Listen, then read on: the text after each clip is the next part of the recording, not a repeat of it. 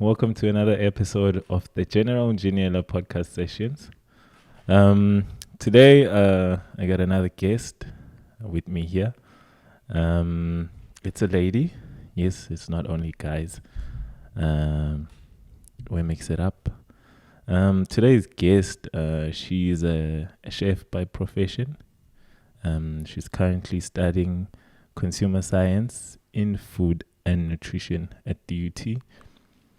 I've worked with this today's guest on one project, which was a very successful project last year in 2018 in September, about food and nutrition, where we were teaching people how to go about eating healthy, taking care of themselves, utilizing the correct nutritional guidance. My guest today is none other than Lungi Nhlanhla. I've known her for a couple of months, and it's amazing how much we have in common as far as her passion is concerned with food and nutrition, and mine with wellness and health in general. I've also worked with her on my documentary, which is available on YouTube. You can check it out. It's called the Lungi Nhlanhla documentary. Lungi, welcome. Thank you so much for having me. Yes, the last time I worked with you was on the documentary. Yes. Oh, okay, and a mock podcast. Yes, I remember. when I was still trying to get, I'm still getting used to these training wheels. And now here we are. What have you been up to? Gosh, been very busy with school. That's been my main area of focus. In my second year now at DUT, doing consumer science and food and nutrition, going into my third and final year. But I definitely will most likely be doing my postgraduate studies and, further going into the field. I think there's always something new to learn. There's always more to research. There's always new developments. There's always new ways of applying the knowledge, and always new ways of getting the knowledge out there just to the general public at large. And I think just as the normal everyday person, they don't know enough. They still don't know enough, and there's always ways of getting the information to them. Yeah. And just always ways of practical application, which I think is where we kind of lack, just as people as a whole, in terms of how do we practically apply the knowledge of just good food, health, wellness, and good nutrition, good nutritional practices. So I think for me, that's something that I'll never stop trying to do, and applying it also to my chef work as well. I don't neglect that as well, so I'm still very busy with that.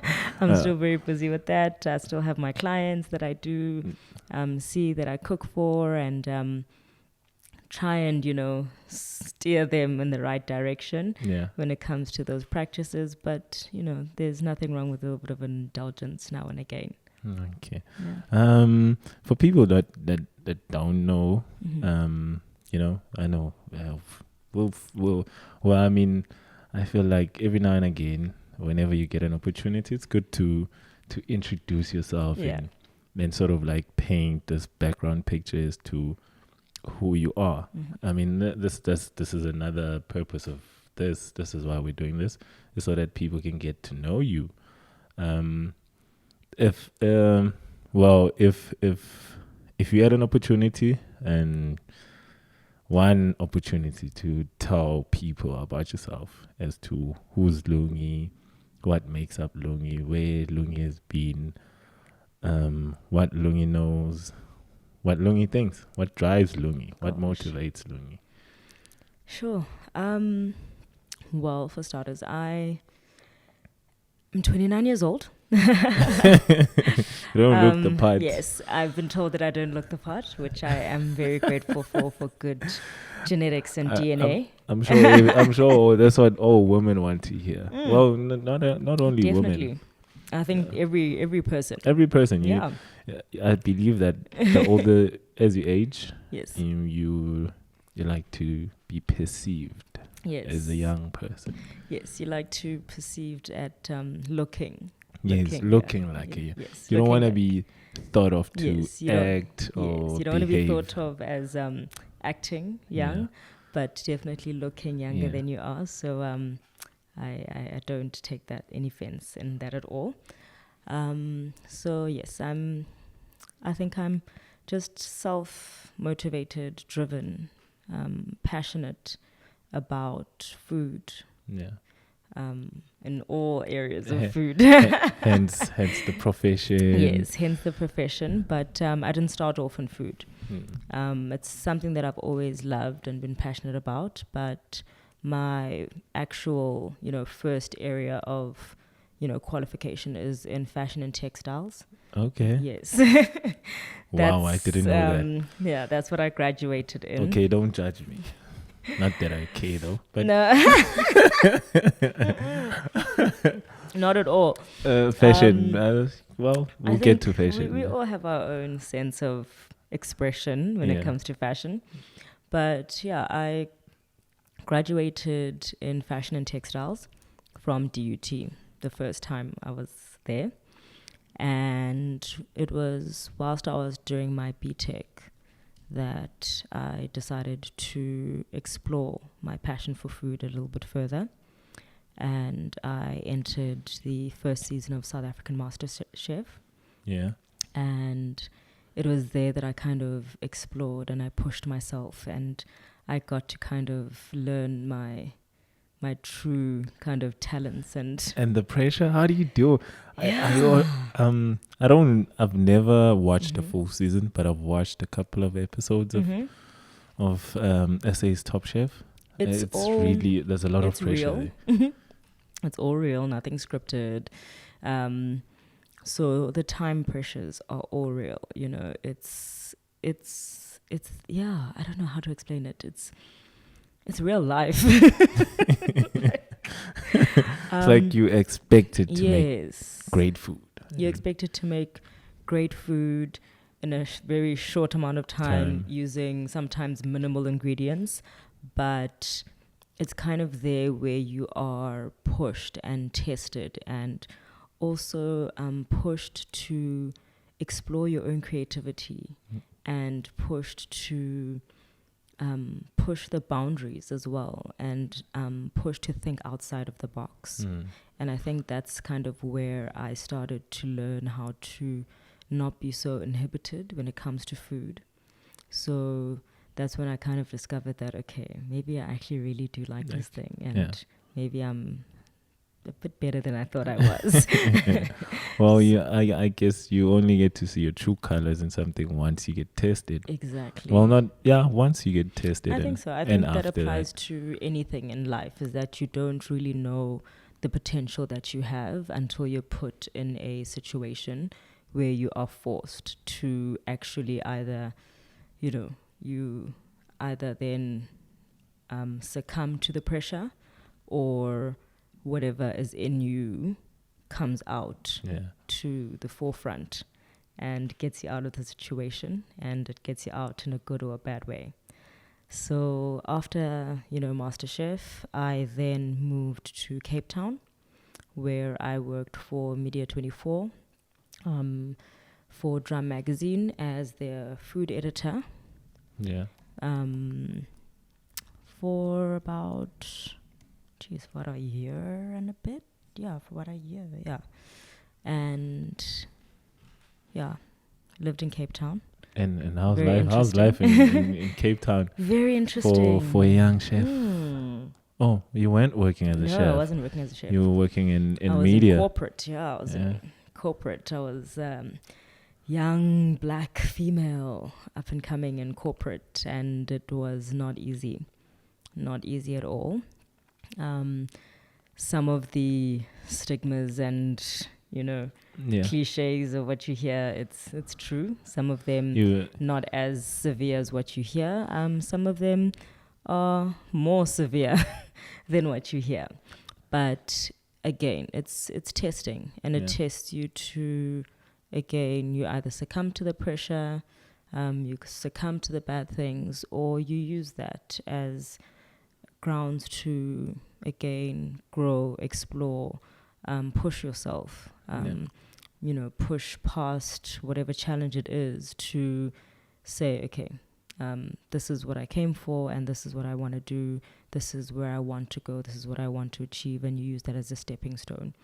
So I used that as a platform to grow myself, to learn more about the industry, to learn what are other people doing, who's in the industry, how are they doing it, what can I learn from them? Because I had never been a food editor before. I'd never been a food writer before. I'd never been a food stylist. And so you were doing was it a column? Yeah. So I was doing a weekly column in the food editorial pages, where I was coming up with the recipes every week, styling the food, sourcing, and researching what does the public want to see, and all of that. Is this just general recipes, or is it like diet related stuff? Not necessarily. It would depend on what theme I would be following for that week. So it would also kind of find out, it would take a lot of research. So you want to know, what are the food trends, what are people trying to do, there was a whole movement towards, budget friendly at some point. Then there was a whole movement of... Hey, sorry, I just had a bubble idea. People don't know this, but you and I, before we started shooting, we were speaking about you starting a podcast.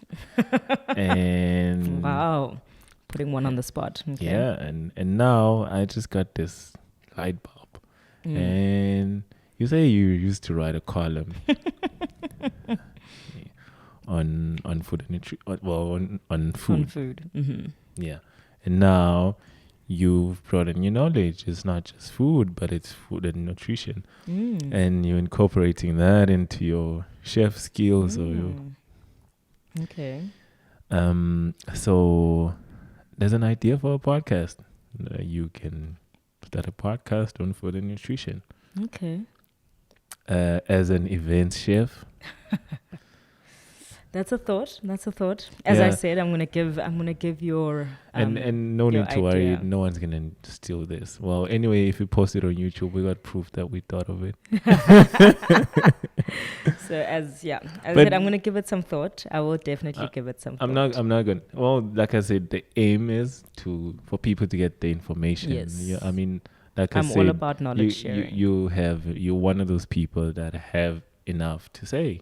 Yes. And I just feel like it starts with people like you, or making information available. Yeah, definitely. And I feel like we can do that via a podcast.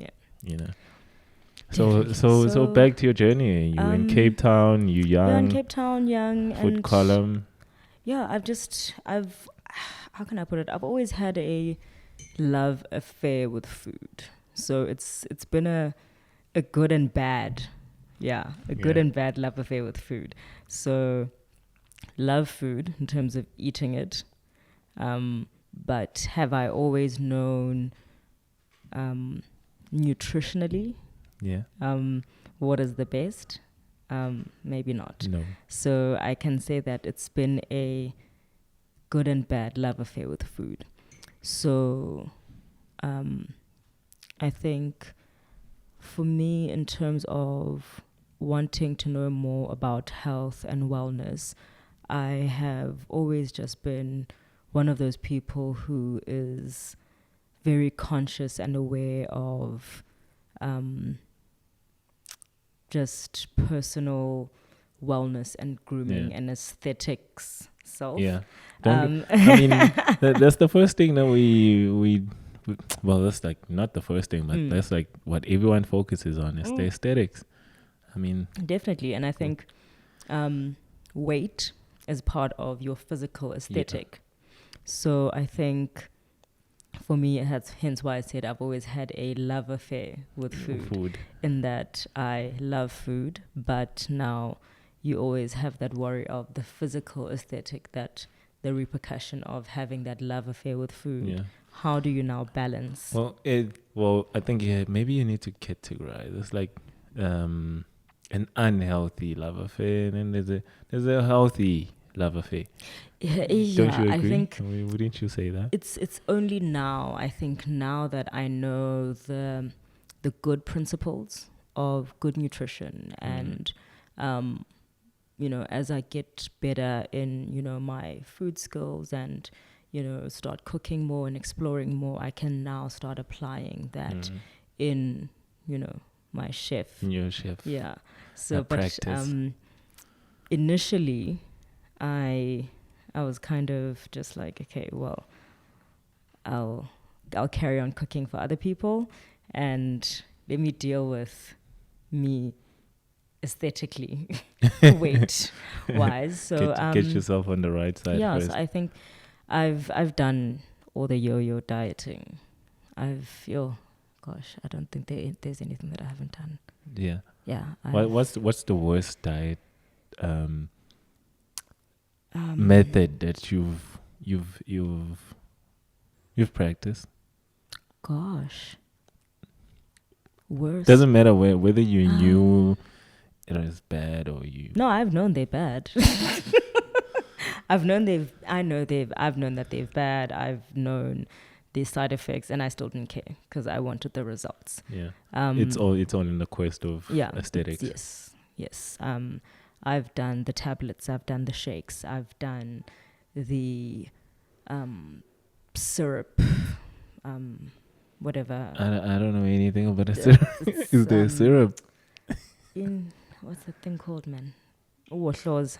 I think I've heard about that one. Yes. Uwohloza. Yes, it looks like imbiza. Yeah, like hlasela amafutha, the one that you get from Dischem, is just an adaptation of uwohloza.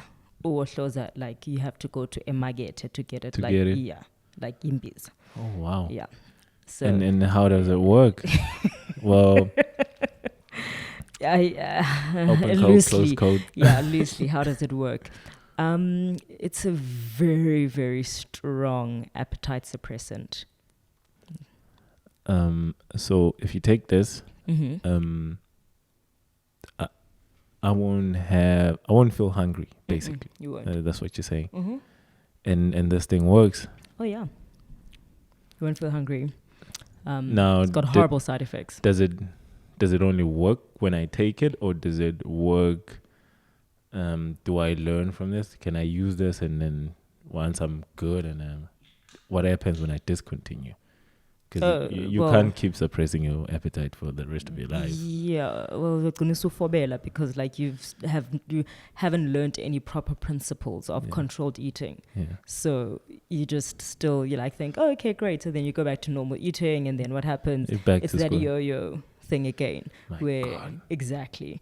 So yeah, same thing with the diet pills as well, where it suppresses your appetite. But as soon as you off it as gain, you still haven't learned the proper principles of good eating or controlled eating. So then you go back to eating, and then what happens? You probably pick up twice as much weight, so it becomes harder again. Gosh, what else have I done? The shakes, meal replacement, of replacing the meal with the shakes. The shakes. You mean like those, what do you call it? Herbalife? Is it Herbalife? Those the brand name people. There's a lot of different. I need to ask you this one. Since I brought up Herbalife, not that I'm not clued up on Herbalife. I used to be a sales person. You used to be ambassador. Yeah. You used to be an ambassador. A sales rep person. Generally, what's it about? From your take, from somebody who's done it. Not to put you in a spot, you should feel free to say no, because if you don't want to answer this. I can only talk about what I know, what I was exposed to, in terms of that. But For what I was on for Herbalife, I was on the weight loss, where you are replacing 2 of your meals with a shake, and you're only having 1 proper meal. Okay. So essentially, you're only having 1 proper meal out of the 3 meals of the day. Mm-hmm. So you are not eating any solid food for 2 meals A day. So you're So only having you only one. you so only you're have only one chewing, solid meal. Yeah, you're only chewing 1 meal. You know, And then the rest you just drink. you're drinking it. Wow. So you are bound to lose weight. Okay. And then when exercise. you come to the maintenance of it, then you are replacing 1 meal, and then you're eating 2 meals. So it depends on what it is that you're trying to achieve and what you're trying to do. But I do stand to be corrected, depending on maybe, the system has changed from when I was there. Gosh, I've been on... Wait, don't move. We're still on okay. on Heaven Life. No. I'm curious. I honestly want to find out, because the reason why is I know a lot of people that are using the product, and well, from where I'm standing and I'm looking as an observer, seems to be working. It seems to be doing whatever. It does work. But my main concern is long term. One question one of many questions. What happens when I don't want to use Herbalife anymore? I'm good. I've got Here's the thing: is that it is ideally sold as a lifestyle. So it's something that you're gonna consume for the rest of your life. So that's why when it does come down to, you're either on a weight loss lifestyle, moving on to a maintenance. So a maintenance would then be your 1 shake with 2 meals. So it is adapted to be something that is sustainable. From my understanding of how it has been set up for each person, but as I said, it varies from person to person. And I know that they are, just like with all other name brand, products and diets that are out there on the market, it does have the supporting tablets and drinks and stuff that you take with it, like your fat burners and your this and your that, and it just depends how you want to go about it. There is, I know your purists that won't take the fat burners, that will stick more to the shakes, and and then there's like a range that's more for people that are sports orientated. So it does kind of vary. So I know that it has grown, vastly from, what Herbalife looked like 10 years ago as to what it does now. But currently I'm not clued up with where they are, or where they, are standing at the moment. Sorry. But from a long-term sustainability, and where I'm at right now with myself, and where I stand from a food and nutrition academic, I wouldn't be able to advocate using it. Okay. So for you, you were involved before you actually started studying. Yes. You were a chef already, but you just hadn't had I wasn't clued up on food and nutrition. Yeah, well, I thought I knew what I knew about, food and nutrition. So now at the point that you're saying you wouldn't recommend someone relying on... Yeah, I wouldn't I wouldn't recommend the full reliance, how can I put it? For me, the only kind of support or reliance that I would recommend is, I know for myself, I have medical issues. That hinder me, or that I have resistance for my, weight resistance and my weight gain. And I do have aid from a medical standpoint. So I have got insulin resistance. I have got a thyroid functioning problem. So for that, I got to a point where when I decided to then do further investigation on what was happening to my body, because I got to a point where I was just getting so fed up and I was just getting so frustrated that I went to seek proper medical help from a physician. And I did the whole blood work testing, and he went through and he said, okay, this is how your body's functioning. And regardless of whether you exercise and you eat well, there are certain things in your body that are not going to function completely well without the aid of medicine to regulate hormonal things that happen. And I think that's something that we as people need to be aware of, and especially as women as well, because as we get older, something that we just don't want to, the reality some that things that used to be there, they no longer don't. They really don't. Or they're just not enough. And I think it's the same I was for a little bit in denial. genders. I wasn't denial. I definitely wasn't denial, because I thought that, I'd only start having these issues after the age of 30. But here I am approaching 30, and I'm like talking about thyroid and insulin and what resistance, and I'm just like, those are like old people problems. Like, thyroid, what, that's not for me. That's like, I'm 40, like, but I'm just like, geez, okay, now I'm having like low functioning thyroid. I'm just like, oh geez, I'm having like old people problems. Like, what the fuck? Like, what thyroid am I gonna die? Like, right? But sounds like something that's gonna kill you. Exactly. But I think once you have the answers, then you also just have the sense of relief. You have such a sense of relief, because you also get to a point as well where you feel so despondent when you don't know what's happening, but you feel like you're doing everything right. You're exercising, you're eating well. For me, like, I love my gin and my tonic and my wine, and you're like, I've stopped drinking, I'm eating well, and I'm exercising.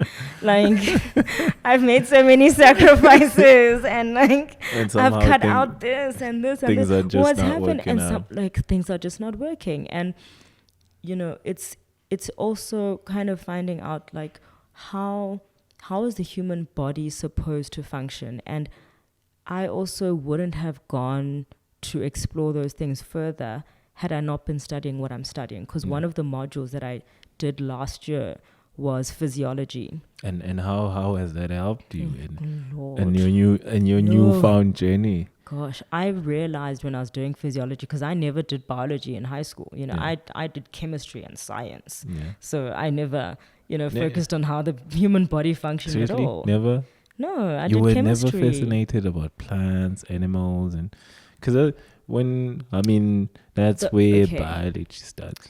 I wanted, at some point I thought I might go into medicine, but my reason for going into medicine was because I've always wanted to go into a profession where I can help people. Help people feel good from the inside out. So I think indirectly what I am doing with food and nutrition, I am kind of cover everything. I've kind of gone back to that in a way. So I kind of thought that if I ever do go into medicine, I can always study physiology and biology somewhere along the line. But the way that biology was taught in high school, it just didn't appeal to me. It sort of looks like something that you shouldn't be interested in. So science appealed to me more because of the way that it was taught to me. So that fascinated me, like the reaction, the chemical reaction, and just the way that it forced my brain to work and to critically analyze things. I think that's what intrigued me more. So when I was then exposed to physiology last year, I then realized just how much of knowledge about the human body and just the basic functions of how our body is supposed to be functioning we don't understand. and what we think we understand, we actually don't know enough of. Yeah. You know, I've got this belief that I have, or that I realized along the way, growing up, is that it's essential for everyone to know how your body functions. It's like this computer. No? I can't really use it if I don't know how it functions, or where to find different programs and how to go about opening and running them.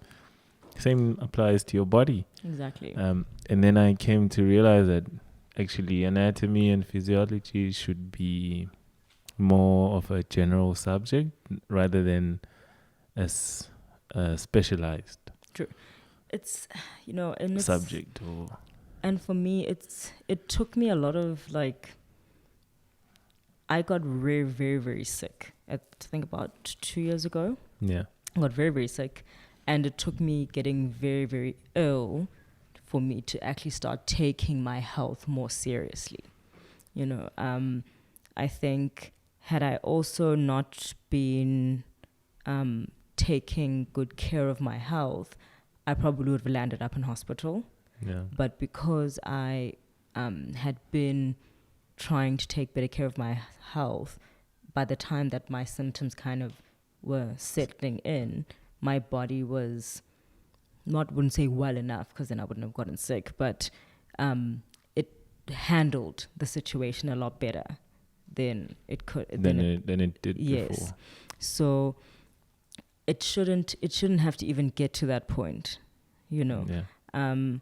But at the same time as well, it took me a long time to actually pick up on the fact that I was ill, because I ignored a lot of the signs. Because, again, we take for granted what is the basic functioning of how our body is meant to be working. Small things like just feeling fatigued and feeling, just drained and this and that. And we just think, oh, that's how we're supposed to feel after a long day. That's how you're supposed to feel if this and this and that is happening. Meanwhile, there are certain things that your body tells you. The whole thing of, I think before I actually started getting very sick, I was having just a flu, on and off flu, for about a good 2 months. Something as little as that. It was reoccurring. Yes, I would have the flu, I'd get better, and then I'd get it for about a week, and then I'd get the flu again. And then I get better. So what do? Do you just keep going back to the doctor, or you just... No, I'll just be like, on and off. Yeah, I'll just be like, okay, well, I'm getting better. So you live with it. Yeah, basically. So I'll just be like, I just lived with it. Bad. But at the same time, you kind of just tell yourself, because you tell yourself, it's flu season, or it's stress. You create excuses for yourself. You sort of rationalize it. Yes, you normalize it as to why it's happening. I used to have I'd call it angina, because it's this sharp pain on the chest. Well, this is when I was still overweight, and it used to last for 3 minutes max. And for some reason, I used to be like, okay, every time when it happens, I'll be like, I need to go check this out. 2 minutes later, when it's subsiding and it's starting to go away, I'll be like, I'm fine. Exactly. I can live with this. Exactly. And for me, it was like, okay, so initially I got very sick. I had gallstones. Yeah. Now. You've had a lot. I know. Gallstones, thyroid. I told you, old people problems. Yay. But so, do you think there's people our age out there who suffer from the same things?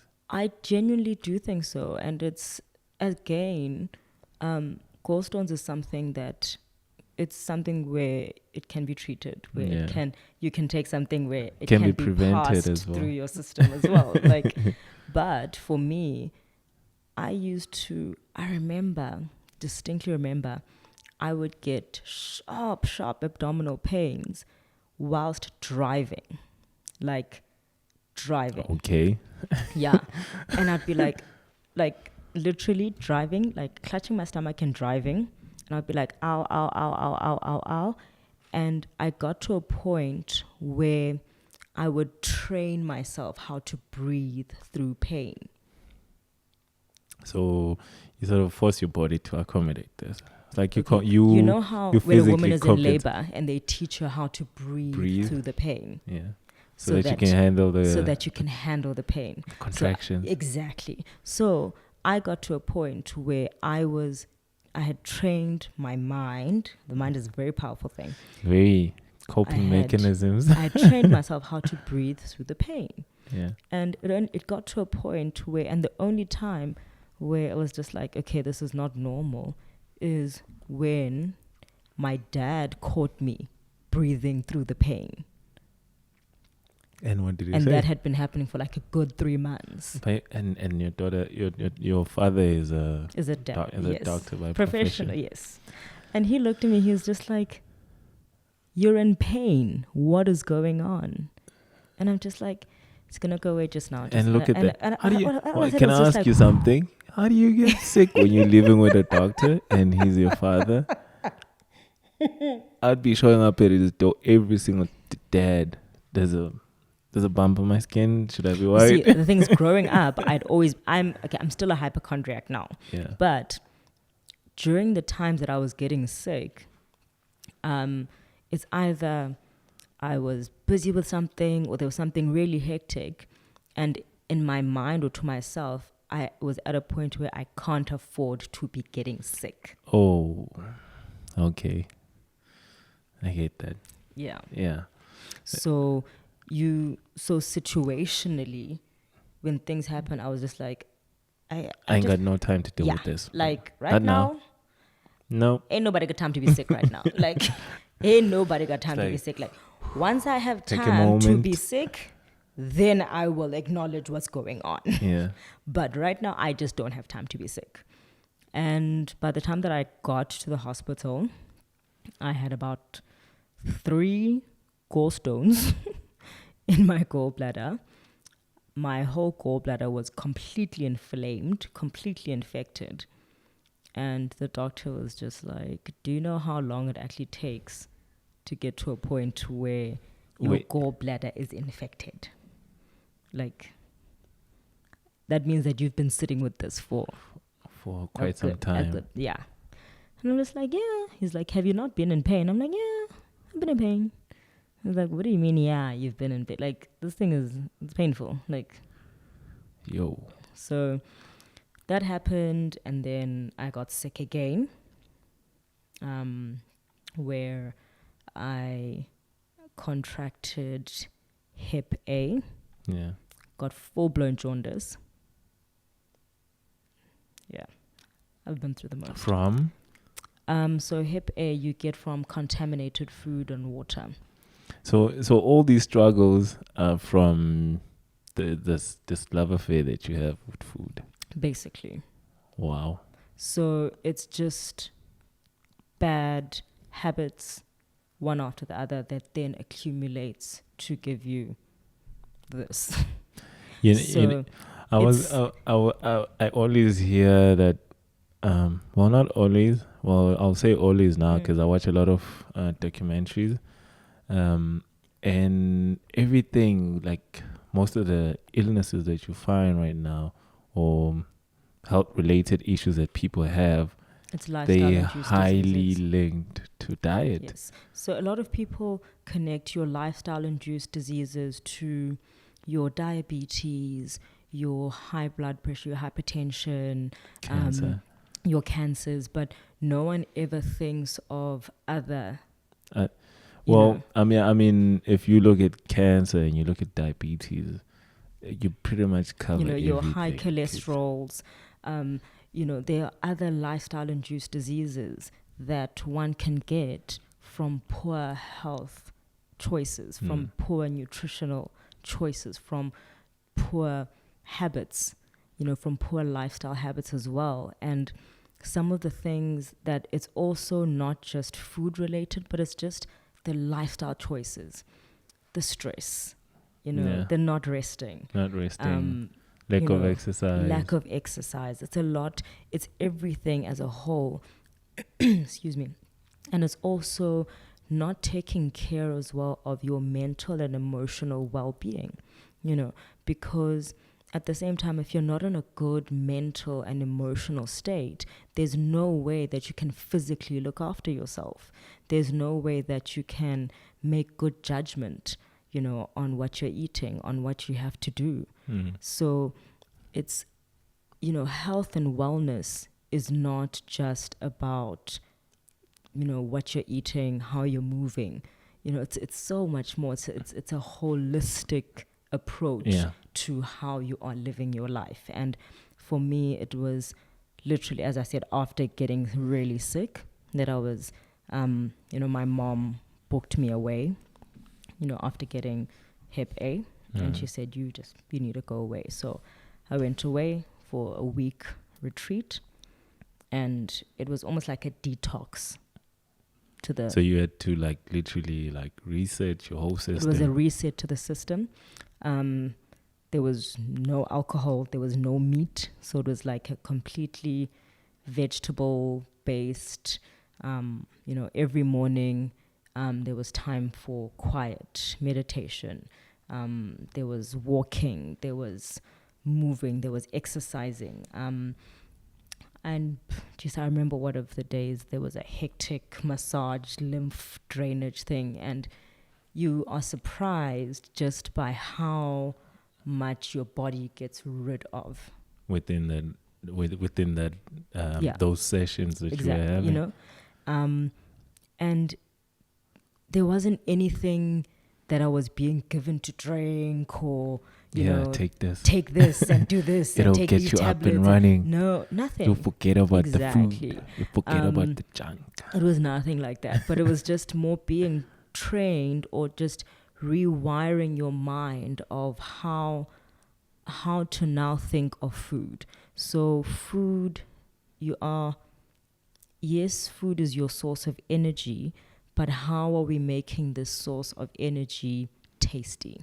So basically what I'm gathering from what you're saying is that people need to develop a healthy relationship with food. Yes, a healthy relationship with food, because there's a huge misconception that healthy food is bland, it's not interesting, it's insipid, and it's just like, it's boring. It's boring. It's like steamed vegetables and just grilled meat and lean meat, and that's about it. About as long as there's meat. Exactly, that's all. And lean. And you hear a lot of people, especially very these fitness fanatic people that are just food is fuel. If food is just your fuel, doesn't matter whether it's got flavor or not, as long as your food is your fuel. Whereas, and for people that have got a healthy a love affair with food, it's a very hard mind shift to make. To go from food that is packed with sugar, salt, fat, to then shifting to food that is just salt, pepper, steamed, grilled veg. It's a huge jump. It's a huge jump. I can imagine. It's a lot to take in. It's a lot to take in. So I think for me, it's been an exciting journey to be on, and exciting to also show people that, okay, yes, we are trying to be healthy. We are being more aware of what we're putting into our bodies. Let's do that, but let's keep it interesting. Let's keep it fun.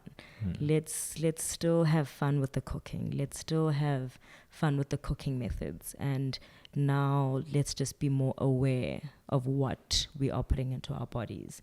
Let's be aware of the amount, because I think portion control is a lot of, what people need to understand, because no one is saying cut out the fat, cut out the carbohydrates. But the lovely thing that we get to learn about nutrition is that, yes, have the carbohydrates, but now be aware of the type of carbohydrates, because again, going back to physiology, carbohydrates have got an important role in the human body and in what the functions and the roles that it needs to play.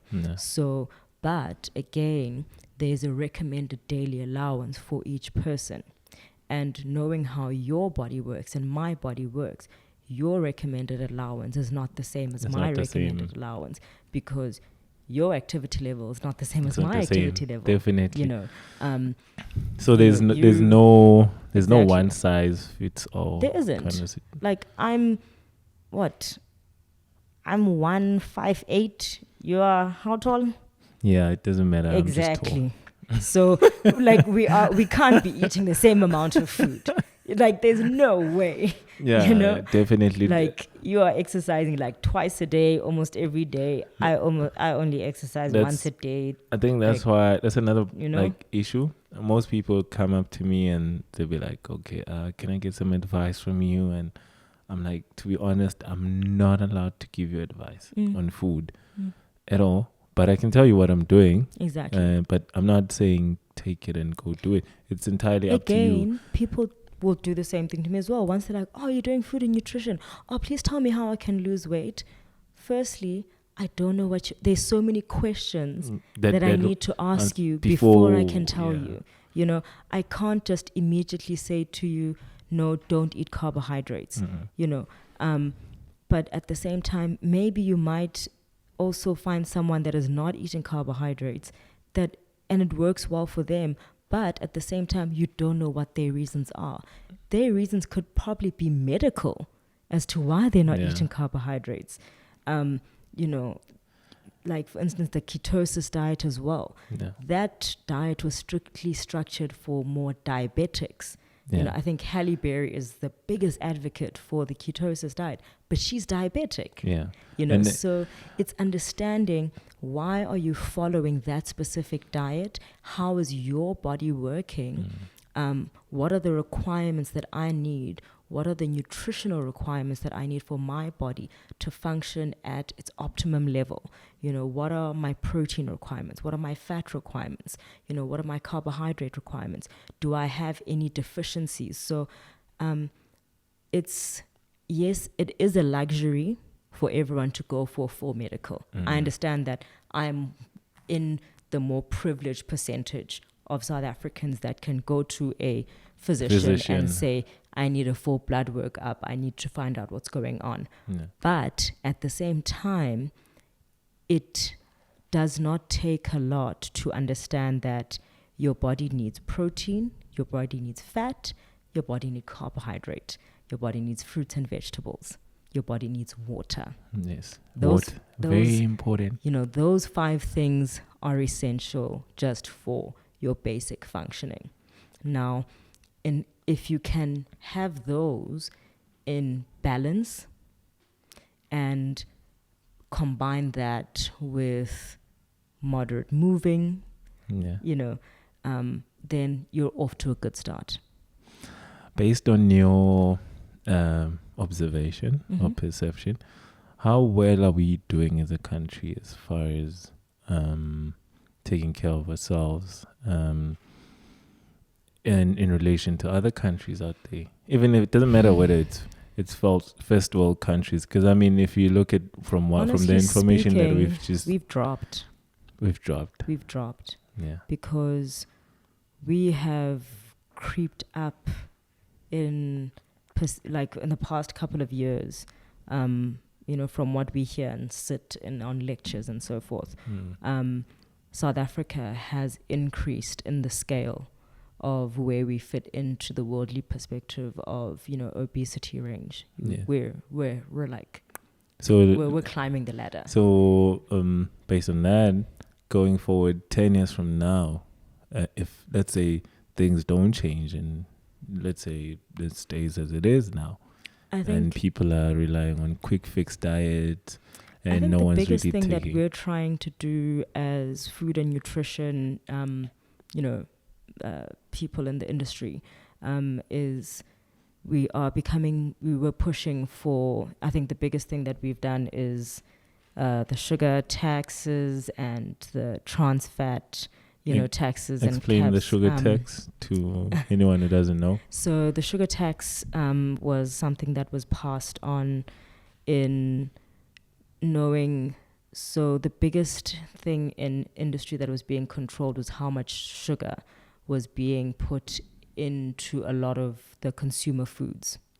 So one of the things that people don't realize is a lot of the sugar that we take into our bodies comes from the foods that we buy, the ready-made foods. So your sugary drinks, your sugary foods, those anything that's boxed. Yes, basically. Well, not anything. Yeah. But so your largely, cereals. yeah.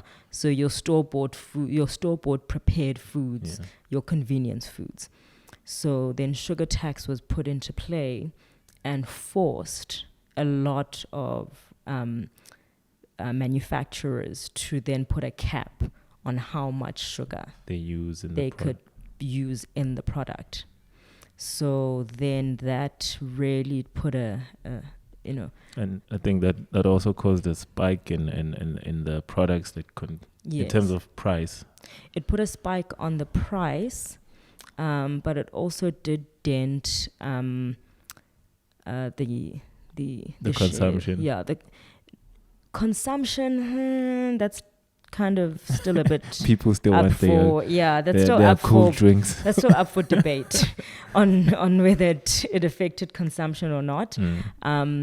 Because I think if someone still wants their fix, they'll get their fix somehow. But in terms of regulating how much goes into the product, we've won. We've won on that part. And then getting into the part of your trans fats. So those are your bad fats that are used in your consumer products. So South Africa, for my knowledge, we have put a ban on using trans fats in a lot of fast food and consumer goods. But do you think those guys are playing fair? I mean, the business people, the big corporations. Well, they would probably get into a lot of legal problems if they were found using them. Yeah. So that would be a lot of there would be a lot of legal ramifications if they were found using such products in their consumer goods. So because those would then start putting a lot of health implications. There's a lot of other components that we can be doing better on in terms of advising the everyday consumer. Our next biggest thing that we are now attacking is the salt that we are going after, because as you know, salt is the biggest contributor to your hypertension, and hypertension then leads to other problems as well. But again, it takes time, slowly but surely. But I do think that with enough people that have got a vested interest in seeing us going in the right direction when it comes to good health and wellness practices, good food and nutrition and food legislation practices being put into place and being implemented, then we do have a bright future. I think it really is up to us, to put that into place. Going forward, like for a general member of the public, you're not a high earner, and you probably are a breadwinner. Any advice from? Because I mean, definitely, if we're talking about food being a danger to one's life, I mean, I think for me, as I said, those 5 basic principles of knowing what your body needs. You know that your body needs your proteins, which is your meats, fish, eggs, chicken. Your body needs your carbohydrates, it's your rice, your cereal, your whole grains. So as I said, it's the type. So it's, when you look at your proteins, your meats, your eggs, your fish, your lean meats. So it's the types that you're choosing. When you're doing your carbohydrates, it's look for brown. Just stick to brown. Like, stick to brown. Stick to brown, stick to rough, whole grain, like all the stuff that you know your grandmother told you to have, stick to that. When you are looking at your fruits and vegetables, keep it fresh.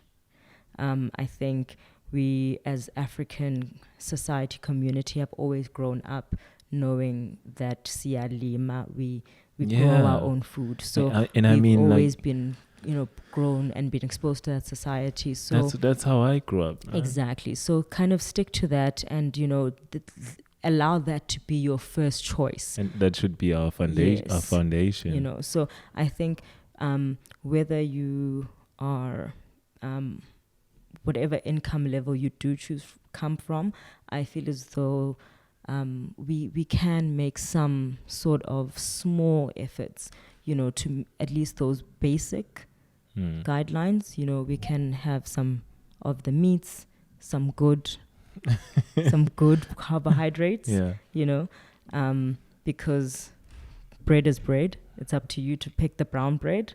Yes. It is. It's up to you to pick the brown bread. When you're going back to your fruits and vegetables, your whole, stick to the whole foods. And then, as again, water, good, clean drinking, safe water. It's a lot, but just small changes. Small changes for me are the easiest to sustain, because I think people try so hard to make these big drastic changes all at one go, and it becomes too overwhelming and they can't stick to it, and then they're quick to give up, and then they go back to the sweet, sugary, salty things that are just so nice, and and it's easy and it's quick and it's convenient and it doesn't require a lot of thought and processing. But when you make the small changes, and you make the small, for instance, you just make the small change of, I'm just switching up the carbs first. And you slowly just make that change. After about a month, you're used to that change. You don't even have to think about it anymore. You go into the grocery store, you know exactly where you're heading, you know exactly what you're doing, and it becomes just a habit. Then your next change is then choosing your right kind of meats, So slowly, your mind will start adjusting. And when your mind starts adjusting, it forces your body to adjust. So it's possible. Yes. Lungi, there's a lot that we still haven't covered, and I guess that means I can confirm now that I'm booking you for another sit down. Thank you. Signed, sealed, and delivered. Thank you guys. Thanks for tuning in. It's been another episode of the Lungi Nhlanhla podcast sessions. You can find us on Spotify and on Spreaker. On iTunes, it's not available as yet, but we're working on it. It should be available within this next week if we're lucky. Other than that, I'd like to say thank you for the support and keep watching. Do subscribe on YouTube and on Spotify, iTunes, Spreaker. Do support, comment. There's been some comments, people congratulating and also complimenting the work that we're doing on the podcast. So we've got a whole lot more guests and more people such as Lungi who are inspirational, doing great work and giving us great information on things or on subjects that really matter to us.